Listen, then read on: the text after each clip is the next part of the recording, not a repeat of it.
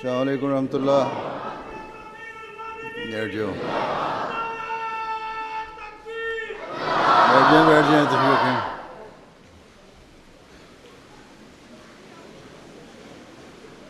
سید جاذب احمد تلاوت.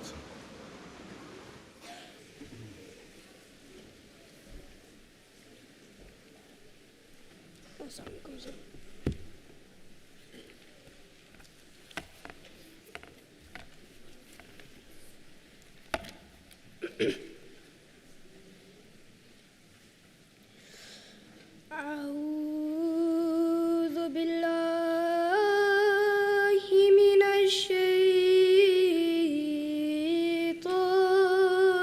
الرجيم.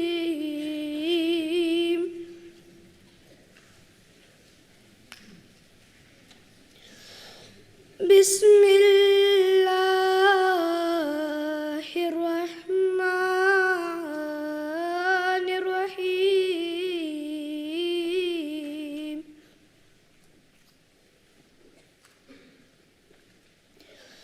قل أطيعوا الله والرسول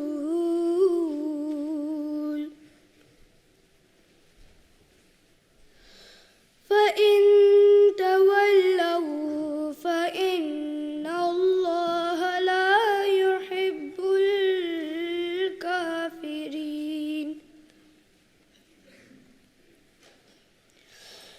إن الله اصطفى آدم ونوحا وآل إبراهيم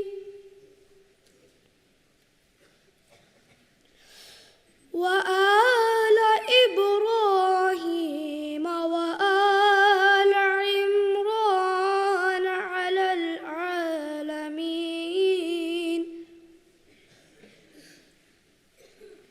ذرية بعضها من بعض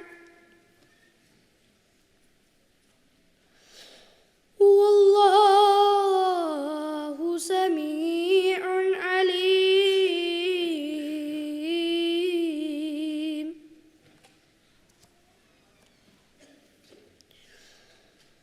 إذ قالت امرأة عمران رب إني نذرت لك ما في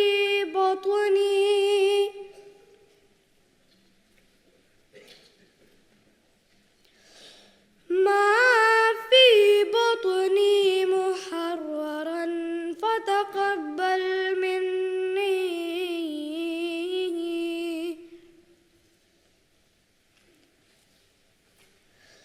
إنك أنت السميع العليم. جزاك الله.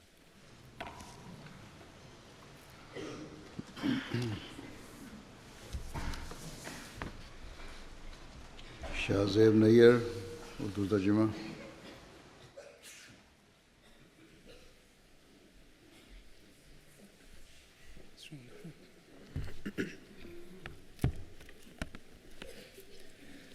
سورہ آل عمران آیات 33 تا 36 کا ترجمہ بیان فرمودہ حضرت خلیفۃ المسیح الرابع رحمہ اللہ پیش ہے. اللہ کے نام کے ساتھ جو بے انتہا رحم کرنے والا، بن مانگے دینے والا اور بار بار رحم کرنے والا ہے. تو کہہ دے اللہ کی اطاعت کرو اور رسول کی، پس اگر وہ پھر جائیں تو یقیناً اللہ کافروں کو پسند نہیں کرتا. یقیناً اللہ نے آدم اور نوح اور آل ابراہیم اور آل عمران کو سب جہانوں کے مقابل پر چن لیا. ان میں سے بعض کی ذریت میں سے ہیں، اور اللہ بہت سننے والا اور دائمی علم رکھنے والا ہے. جب عمران کی ایک عورت نے کہا، اے میرے رب، جو کچھ بھی میرے پیٹ میں ہے یقیناً وہ میں نے تیری نظر کر دیا، دنیا کے جھمیلوں سے آزاد کرتے ہوئے، پس تو مجھ سے قبول کر لے، یقیناً تو ہی بہت سننے والا اور بہت جاننے والا ہے.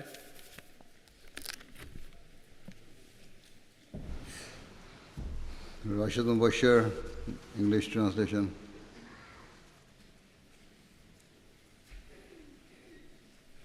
Assalamu alaikum.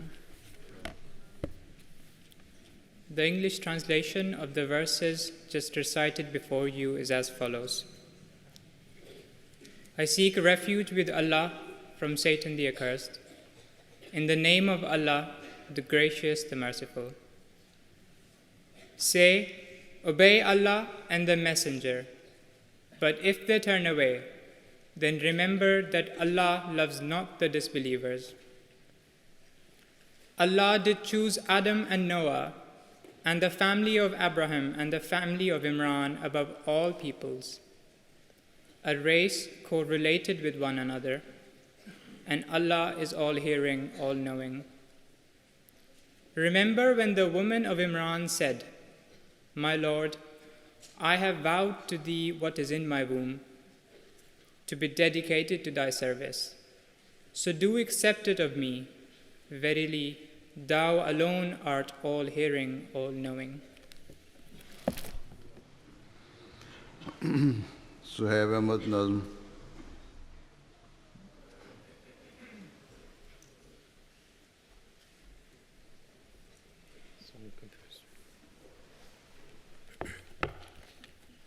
السلام علیکم ورحمۃ اللہ.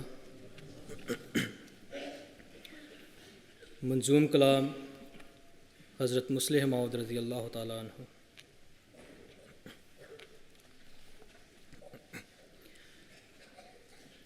میں اپنے پیاروں کی نسبت ہرگز نہ کروں گا پسند کبھی.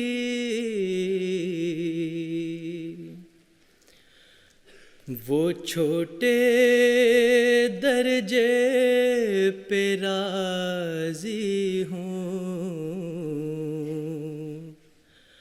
اور ان کی نگاہ رہے نیچی.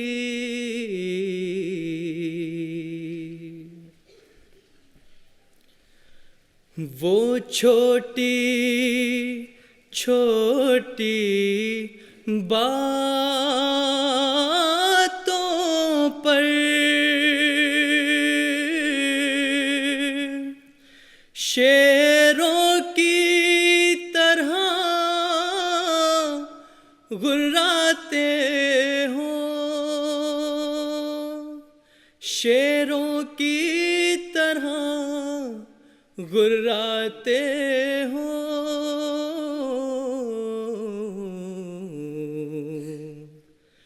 ادنا سا قصور اگر دیکھیں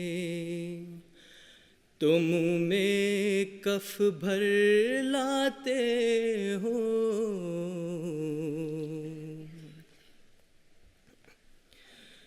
اے میری الفت کے طالب،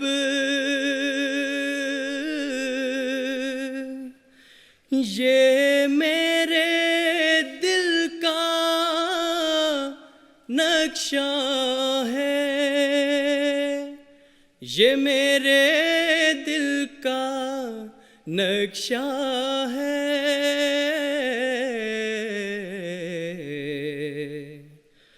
اب اپنے نفس کو دیکھ لے تو، وہ ان باتوں میں کیسا ہے.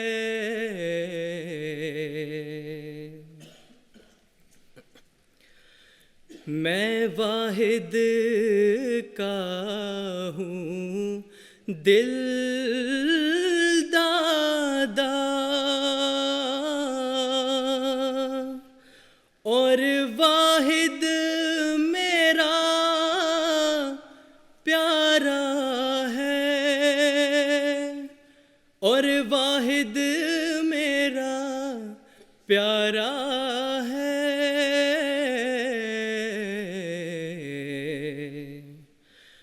गर तू भी वाहिद बन जाए तो मेरी आँख का तारा है।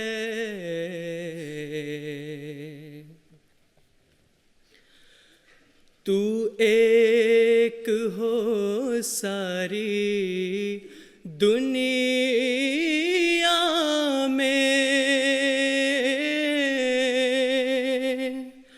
कोई साझी और शरीक ना हो, कोई साझी और शरीक ना हो।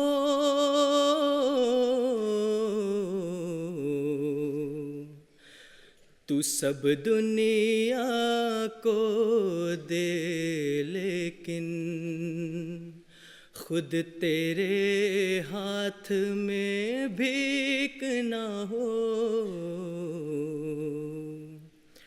मैं अपने प्यारों की निस्बत हरगिज़ ना करूँगा पसंद कभी। वो छोटे दर्जे पे राज़ी हूँ और उनकी निगाह रहे नीची।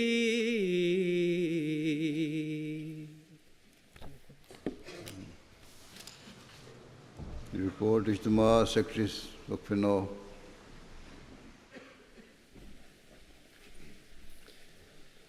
Bismillahir-Rahmanir-Rahim. My dear Hazur, Assalamu alaikum. Hazur, following your instructions after last year's Ijtema, the National Waqfeen-e-Nau Department renewed its efforts to instill tarbiyat in Waqfeen-e-Nau at a local level. We passed on your instructions to each and every Sadr at the beginning of the year and then proceeded to implement a tarbiyat plan across the country. We have held individual meetings with the majority of Sadran and have attended numerous general meetings to convey the message of tarbiyat. We have worked with the regional missionaries to focus on the tarbiyat of our Waqfeen-e-Nau at Jamaat meetings and events. We held a total of 20 tarbiyati classes in the regions with a program devised by Luqman Kishore Saab and implemented by Jamia. At each local and regional Waqfeen-e-Nau Ijtema, we focused on tarbiyat as a theme and ensured that this was central to the Ijtema. Hazur, today's Ijtema also had the theme of tarbiyat running through the program, especially for the younger age group. For the younger age group, the day started with a presentation on tarbiyat by Nisar Orchard Saab, followed by a presentation on etiquettes by Maulana Zartash Latif Sahib from Leicester. After this, they were given a presentation on the history of Islam by Maulana Zartash Safir Sahib from East region. Hazur, they also had a media-based question and answer session moderated by Maulana Raza Ahmad Sahib and Maulana Tahir Khalid Sahib. The elder Waqfeen-e-Nau were first given a presentation on life at Jamia by Hamza Sikandar Sahib, followed by a series of lectures. Dr. Anas Rana Sahib talked to them about career choices they should make as Waqfeen-e-Nau. This was followed by an inspiring address by Imam Sahib, whose topic was the true meaning of Waqf. Maulana Masroor Clark Sahib then gave an interactive presentation on your instructions and guidance that you have given to Waqfeen-e-Nau. Osaf Basr Sahib then gave a presentation on the recent Waqfeen-e-Nau trip to Spain. Hazur, throughout the day we ran the National Waqfeen-e-Nau exam for all ages. This year we took a total of 1,310 exams for boys. Added to yesterday's figure of 1,154 exams taken for girls, this year we have taken a total of 2,464 exams. After lunch and namaz, the Waqfeen-e-Nau were treated to a very special detailed presentation on the life of Professor Dr. Abdul Salam by his son Ahmad Salam Sahib. Ahmad Sahib introduced his father's life and work before showing the Waqfeen-e-Nau a film that has recently been made on Dr. Sahib. Hazur, the Ijtema was aimed at all Waqfeen-e-Nau boys above the age of 7. Our records indicate that we have a total of 2,420 boys in this age group. The total attendance of Waqfeen-e-Nau at this year's Ijtema was 1,394. This is 58% of our registered tajneed. This compares to last year's attendance figure of 1,364, an increase of 30 boys. In terms of the 15 plus Waqfeen-e-Nau, we had a registered attendance of 567. This compares to a registered attendance of 532 last year, an increase of 35 boys. Hazur, along with guests, this gives a total attendance of 1,725 people at this year's event. Hazur, again this year, the National Ijtema team was led by Shahid Mahmood Saab, chairman of the Ijtema. He put together a large team of Waqfeen-e-Nau to plan and implement this Ijtema. I'd like to take this opportunity to convey the thanks of the Waqfeen-e-Nau department to Mirza and my colleagues in the UK Majlis-e-Amla for their help in the organisation of this Ijtema, especially the Ziyafat, Sami Basri, General Secretary and Baitul Futuh management teams. Hazur, I'd also like to thank Raja Burhan Saab and Imam Saab who organised the test to determine which child will recite the Tilawat, Nazm and translations at both the opening and closing sessions. We owe a huge debt of gratitude to Sadr Majlis Khuddam Ahmadiyya for the support provided. Majlis Khuddam Ahmadiyya assisted us with the setup and were working alongside us throughout the Ijtema and took particular responsibility for the tarbiyat at this event. Hazur, we also owe special thanks to Principal Jamia for his continuing invaluable support of this department. He again provided the team that takes and marks the exams, as well as providing support in every area of the running of this Ijtema. Hazur, we were very fortunate this year that Luqman Kishore Saab, in charge International Waqfeen-e-Nau, gave us a tremendous amount of time. He worked on the tarbiyat plan with myself and Sadr Saab. He organised our programme. He was on hand to advise on all aspects of the presentations given, the site setup, and all aspects of the Ijtema. But most of all, Hazur, we'd like to convey our most sincere thanks to Hazur for your continued prayers for Waqfeen-e-Nau. Ameen.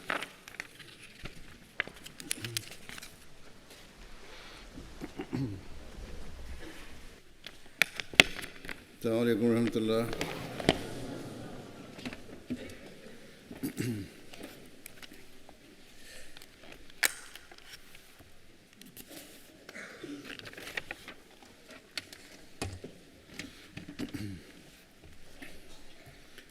أشهد أن لا إله إلا الله وحده لا شريك له وأشهد أن محمدا عبده ورسوله أما بعد فأعوذ بالله من الشيطان الرجيم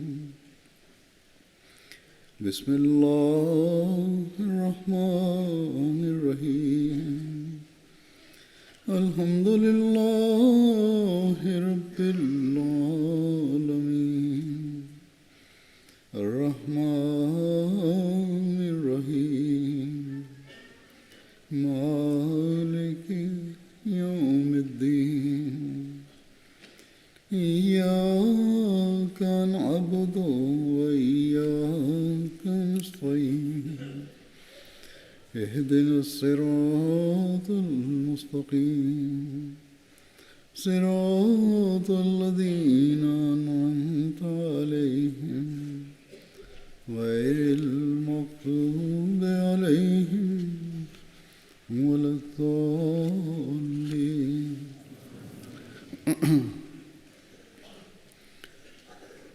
With the grace of Allah, the numbers of Ahmadi parents who are dedicating the lives of their children for the sake of their faith continues to rise.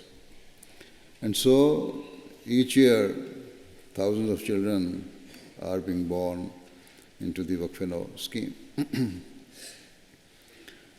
You are all also amongst those fortunate people whose parents, prior to your birth, pledged your lives for the sake of Islam. And many of you have now reached an age of maturity. Some are in school, whilst many have completed their higher education.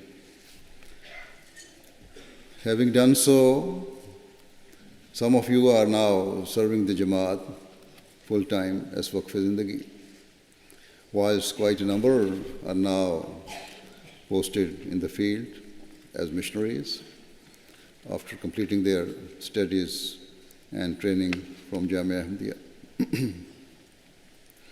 There are others who, with the permission of the Jamaat, are pursuing various professions.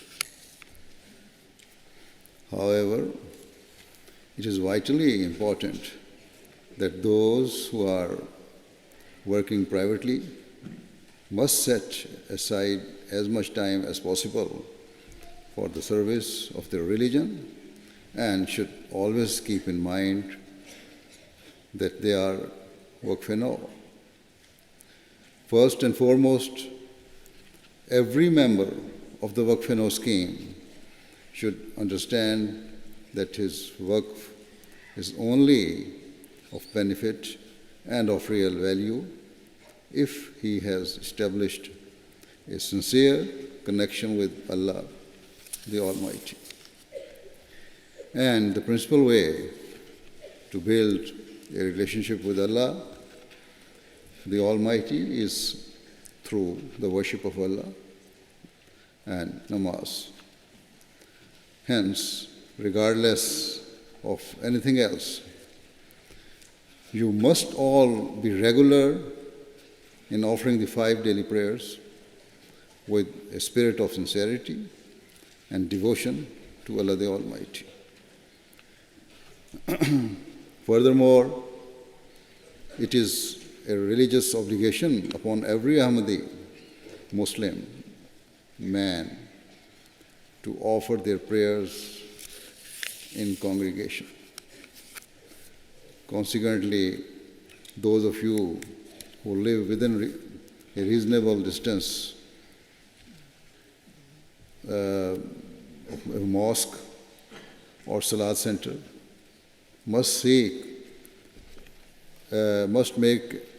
every effort to attend congregational prayers. Namaz in congregation should be a daily and paramount feature of your lives. As I said, many Waqfeen-e-Nau have reached an age of maturity and understanding, and many have entered adulthood. Yet, never mind offering the 5 daily prayers in congregation. There are some who, upon being asked, admit that they do not even offer the 5 daily prayers regularly. What is the purpose and benefit of such a waqf? On the one hand, they have pledged their lives for the sake of Allah the Almighty. Yet, on the other hand, they remain neglectful of that part of their religion, the worship of Allah, which, after the declaration of faith, is the most fundamental obligation upon any Muslim. Therefore, remember that your vow to dedicate your life can only be of value and prove worthwhile if you act upon the commands of Allah the Almighty and remain staunchly devoted to Him at all times. If you are not fulfilling the basic duty of worship of Allah, how can it be possible to form a relationship of fidelity and sincerity with him. So, if you want to show that you are not just a Waqfeen-e-Nau in name, and that you have genuinely given your lives for the sake of Islam and are determined to fulfill the pledge made by your parents, you must prioritize this indispensable aspect of your faith. You must elevate your standards of worship and ensure that not a day goes by in which you fail to fulfill the primary obligation of offering the 5 daily prayers. Let it be clear that failure to do so will mean that your waqf is rendered entirely meaningless and futile. Furthermore, as members of Waqfeen-e-Nau, it is critical that you strive to act upon all the other commands of Allah, the Almighty, and to fulfill the rights of one another. The standards of Waqfeen-e-Nau, both in terms of fulfilling the Huququllah, the rights of Allah, and in discharging the Huququl Ibad, the rights of Allah's creation, must be far higher than others. In short, you should never sit back in contentment merely because your name is included in the list of the Waqfeen-e-Nau. Rather, you must understand the scale of your responsibilities and your everlasting obligation to your faith. At all times, it is your duty to better your moral standards and to increase your religious knowledge. Never forget that your parents pledged your lives for the sake of your religion and prayed for you. In this regard, it is important to remind all parents of Waqfeen-e-Nau children that from the very moment they dedicate the life of their unborn child for the sake of Jamaat, they should pray fervently that Allah the Almighty enables their child to fulfill the demands of Waqf. Similarly, parents must also pay close attention to the moral and religious training of their children and guide them on how to fulfill their Waqf. Now, after briefly addressing the parents, just few points, I turn my attention back to the Waqfeen-e-Nau. You must all understand your responsibilities and the standards expected of a Waqf Zindagi. In essence, Waqf means to fulfill the rights of Allah the Almighty, the rights of His creation, and to constantly strive to advance your knowledge and to raise your moral and spiritual standards. It means to practice your religion at all times and in all circumstances. Indeed, it is not enough to know your faith, rather you must practice it in all respects. As Waqfeen-e-Nau, you must know the expectations of the promised Messiah Islam. What did he desire from the members of the Jamaat, and especially of those Ahmadis who pledged their lives for the sake of Islam? For this, you must read the books and writings of the Prophet Messiah Islam, where he has, on many occasions, clearly stated his expectations. I shall also now mention in my own words some of the blessed guidance of the Prophet Messiah Islam in this regard. On one occasion, the Prophet Messiah Islam said that if a person desires a pure life and to attain the bounties of the hereafter, it requires them to strive and struggle to reach that point where they can sincerely claim that their life, their death, their sacrifices, and their prayers are all for the sake of Allah the Almighty. The Prophet Messiah Islam said that just like Hazrat Ibrahim Islam, the voice of our hearts should pronounce and declare that I have become utterly submissive to my Lord. With great clarity, the Prophet Messiah Islam said that a person who does not meticulously follow the commands of Allah and fails to recognize that the worship of Allah is his life's overriding objective, cannot attain this status of a true believer.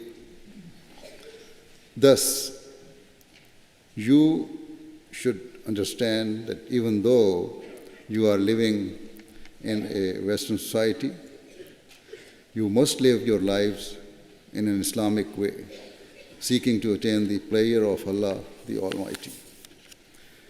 You must resolutely keep hold of your religious values and traditions. You must bring about those pious changes in your life that will enable you to fulfill the rights of Allah the Almighty and His creation. You must always seek to improve and better yourself and to raise your spiritual and moral standards and increase your knowledge, religious knowledge. The Prophet Messiah Islam also taught that those who associated themselves with him should devote their lives to their faith in the same way he did.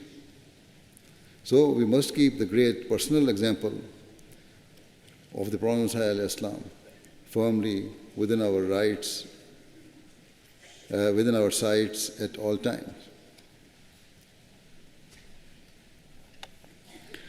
During his life, the Prophet Messiah Islam devoted his every day and every night for the sake of Islam, till his final breath.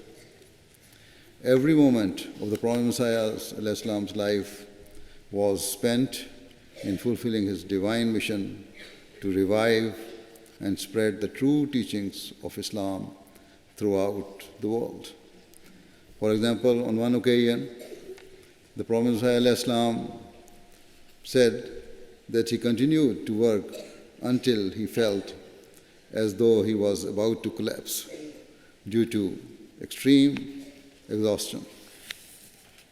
Only at that point of complete fatigue would the Prophet Messiah Islam lie down and rest for a short period. This was the noble example of the Prophet Messiah Islam, and it is our task to follow in his blessed footsteps. I have no doubt that if the members of Waqfeen-e-Nau are able to collectively follow his example, even to a very small degree, they will be able to bring about a spiritual and moral revolution in the world. In terms of your work, as you enter adulthood, it is not essential that you will all be called into the full-time service of the Jamaat. As I said earlier, many of you, with the permission of the Jamaat, are employed elsewhere. However, wherever you are working, you must not let the world consume you and overtake your lives. Rather, your first priority must always remain your work. You must strive to excel in the worship of Allah the Almighty and persistently endeavor to increase your moral and spiritual state and to increase your religious knowledge. Irrespective of where you are working or living, you must live your life as a practical manifestation of Islam's teachings and seek to propagate your religion far and wide. Utilize your God-given capabilities and skills for the sake of your faith. Only if you live your life in this way will you be living as a true Waqfeen-e-Nau. On one occasion, the Prophet Muhammad referred to the fact that Allah the Almighty has praised Hazrat Ibrahim in the Holy Quran with the words, "Wa Ibrahim allazi wafa," and of Abraham who fulfilled the commandments. This verse means that Hazrat Ibrahim fulfilled the pledge he made to God Almighty with complete obedience and loyalty, and as a result was the recipient of the love of his Creator. Now it is up to all of you to fulfill the sacred covenant you have made with Allah the Almighty. To do so is not an easy or simple thing. The pledge of a Waqf Zindagi and of a Waqfeen-e-Nau is a vast and everlasting undertaking. It is to give away your life for the sake of your faith. As I have said already, it requires you to continually improve your standards of worship and enhance your moral and spiritual state. Unquestionably, if all the Waqfeen-e-Nau fulfill their pledges, we will certainly witness a great revolution and spiritual transformation in the world. However, there's a very long way to go. Sometimes young married couples come to meet me and the husband proudly says, or the wife, that I am a Waqfeen-e-Nau, my wife or my husband is Waqfeen-e-Nau, and now is our child. It is good that their entire family is part of that blessed scheme. However, as I have said many times, just holding the title of Waqfeen-e-Nau is meaningless. It becomes meaningful when a member of a Waqfeen-e-Nau understands the demands of their pledge and faithfully strives to fulfill it to the best of their abilities. To honor your pledge requires constant effort, great passion, and enormous sacrifices. It requires complete devotion to your Creator. The Prophet ﷺ once said that the means to gain Allah's nearness is to manifest complete submission to Allah, the Almighty, in the way of Hazrat Ibrahim ﷺ, who sacrificed his entire being and tolerated every possible hardship for the sake of Allah. It is for this reason that Allah the Almighty has testified to the obedience and sincerity of Hazrat Ibrahim ﷺ in the Holy Quran. Hence, this is the standard which every member of Waqfeen-e-Nau should strive to emulate. At another place, the Prophet ﷺ said that true loyalty and sincerity to God Almighty requires the death of one's own desires and aspirations. It requires that a person gladly forsakes all of his personal and material desires and is ready to tolerate all forms of rejection and humiliation for the sake of Allah the Almighty. Furthermore, the Prophet ﷺ said that idol worship does not simply mean to worship a tree or stone or such like. Rather, anything and everything that stands in the way of a person gaining the nearness of Allah the Almighty and takes precedence over Him, over Allah the Almighty, is a form of idol worship.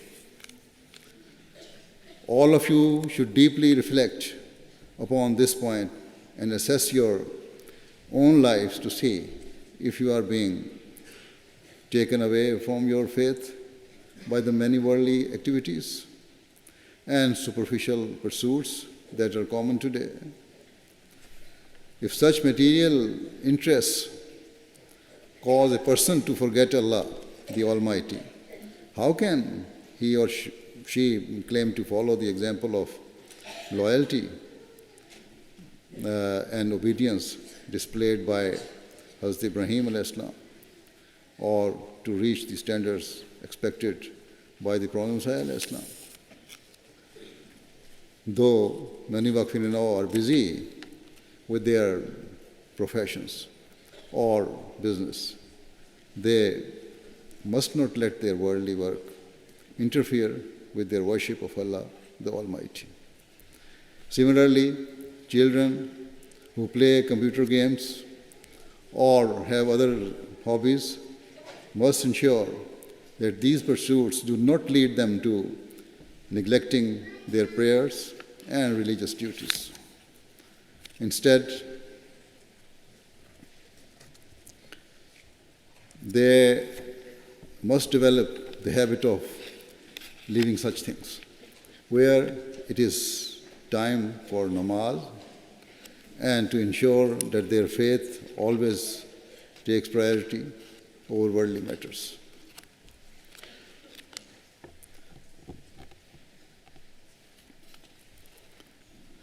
The Prophet ﷺ said that the members of his Jamaat should remember that until a person is completely sincere in their devotion to Allah the Almighty and willing to endure every trial and tribulation for His sake, they will not attain true morality and righteousness. Hence, this is the standard of loyalty to your faith required to gain the nearness and blessings of Allah the Almighty. As I mentioned before, just being a part of the Waqfeen-e-Nau scheme and having this title is nothing to be proud of. Therefore, if someone informs me that he, his wife, and children are all Waqfeen-e-Nau, they should realize that this alone means nothing. Until and unless they solemnly strive to reach the high standards of obedience required by the Prophet Muhammad, until you prioritize your religion over all worldly matters, being part of Waqfeen-e-Nau is just worthless. In addition, you must always pray for yourselves that Allah, the Almighty, helps you to fulfill your duties and responsibilities to your faith. Here, I also wish to remind the younger boys who are still in Atfal, as well as the Khuddam, that as Waqfeen-e-Nau, you must be very active members of Atfal al-Ahmadiyya and Khuddam al-Ahmadiyya. You should be role model for the other Atfal and Khuddam and be ready for any duty or sacrifice required.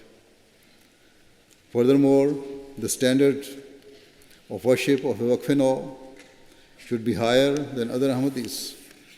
As I have said, you must be diligent in offering namaz in congregation, and you should recite the Holy Quran every day. Only then can you call yourself a true Waqfeen-e-Nau. Alongside the obligatory prayers, the older Waqfeen-e-Nau boys should offer nafil prayers regularly. Only then can you call yourself a true Waqfeen-e-Nau. Additionally, the older Atfal and all members of Khuddam al-Ahmadiyya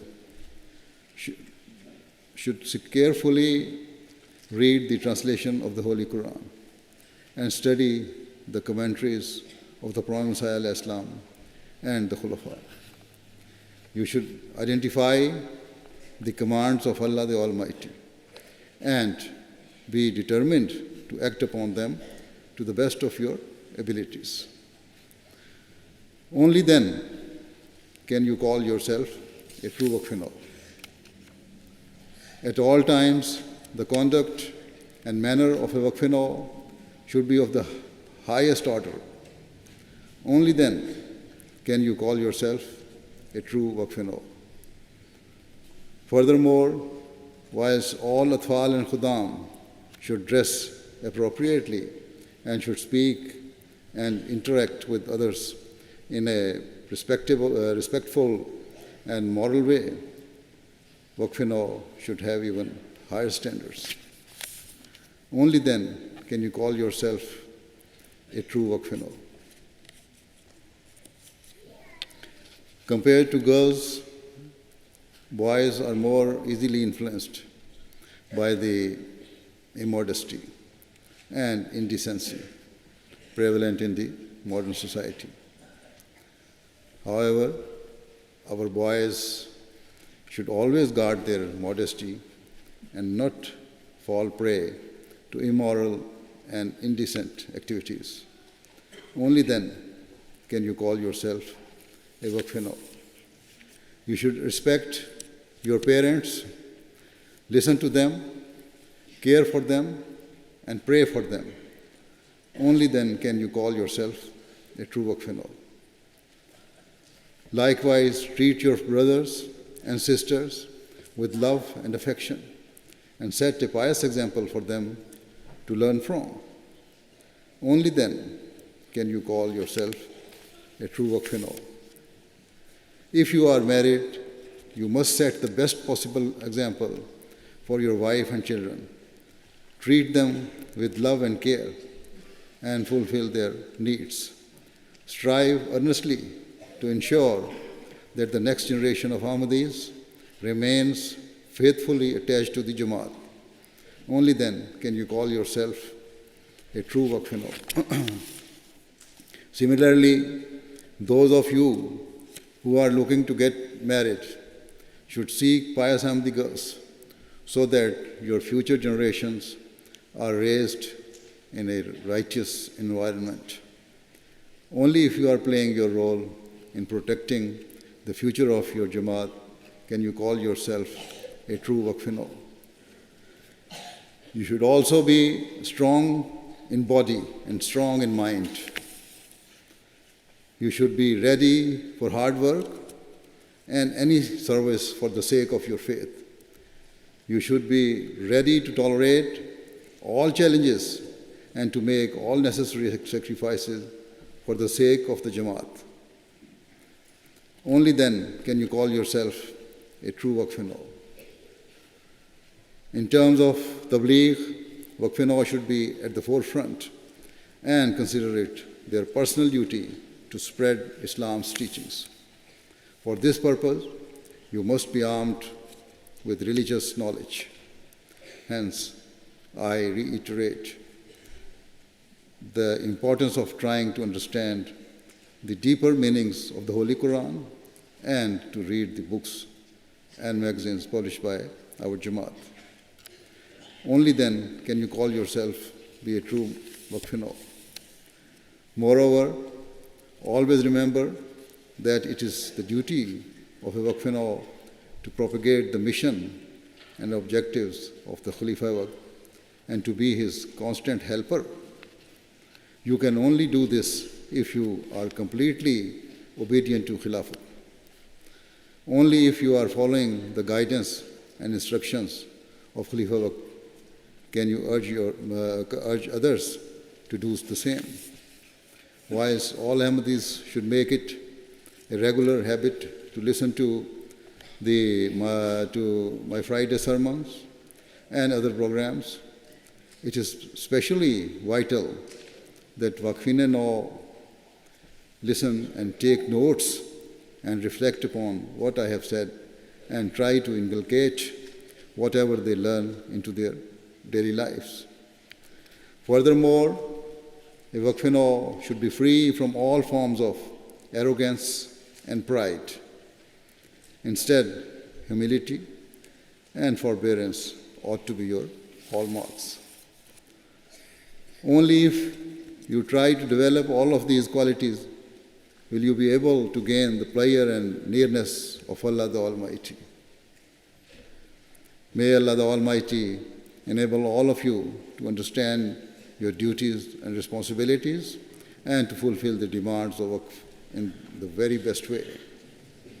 Whether you are working full-time for the Jamaat or working privately, you must strive to fulfill that sacred pledge made by your parents before your birth. May Allah the Almighty enable you to continue to increase your knowledge and understanding of your faith. May He grant you the capability to elevate your moral and spiritual standards, and may He enable you to continually increase your service to the Jamaat and to fulfill your pledge with true sincerity. Amen. Now join me in silent prayer.